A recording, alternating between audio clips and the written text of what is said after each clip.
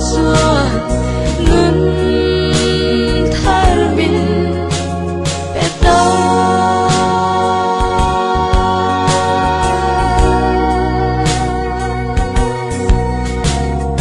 kan chim kho vel tui zong ain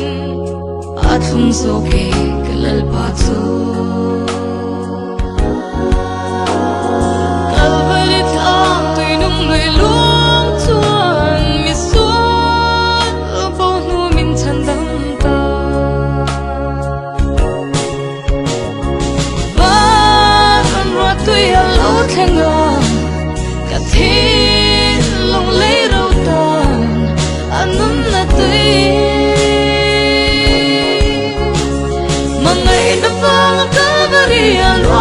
chuan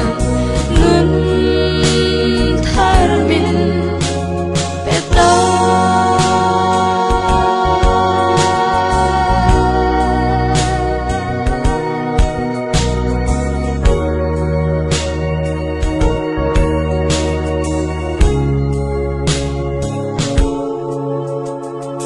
purit pura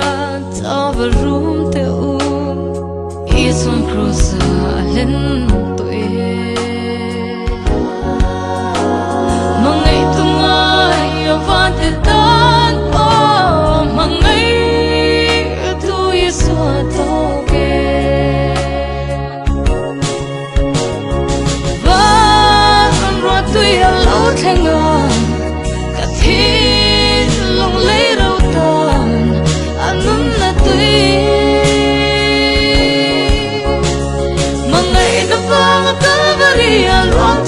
chuan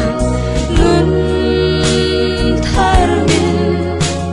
peta ruahtui a lo thlenga ka thi long lei ro tan